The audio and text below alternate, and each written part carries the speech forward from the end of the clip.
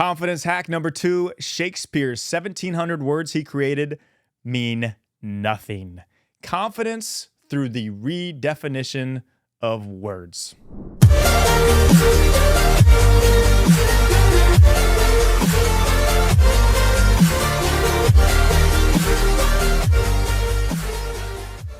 Hey, I'm David Nurse. I coach NBA players, CEOs, and high performers on how to hack their confidence.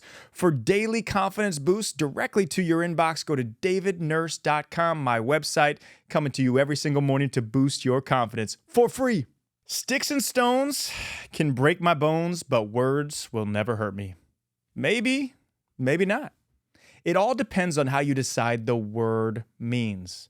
Definition and etymology are two very different things. Definition is the generally accepted meaning of a word in the current time. Etymology is the origination of the word from its conception. We think that words have been around since the creation of time. The truth is, they haven't.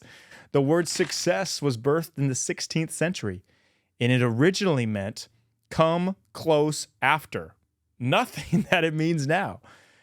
Not what society has imprinted in our brains to think today what everybody says success is, good or bad outcome of an undertaking. Completely different. The word has changed. William Shakespeare alone is credited for inventing 1,700 words.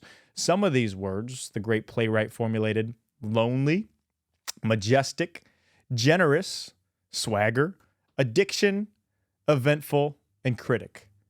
And those are just a handful from someone who lived in the years from 1576 to 1616, meaning these words have not been around since the creation of time.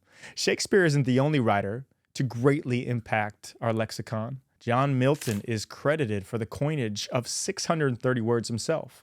Ben Jonson, John Donne, Geoffrey Chaucer, and Sir Thomas More respectively account for a significant amount of the language we know today, and we accept the meanings and verbiage as we know. According to Global Language Monitor, around 5,400 new words are created every year. So why should this give you confidence, you ask? Great question. Because words really hold zero power over you. Zero. Zilch. Nada. You, my friend, are the only one who is able to hold the power over words. If you want rich to mean a ton of finances, so be it.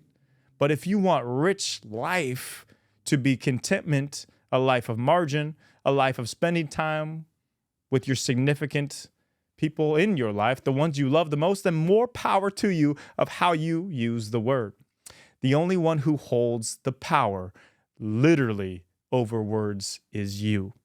Sticks and stones, yeah, they can hurt. But words, they are now your secret confidence weapon.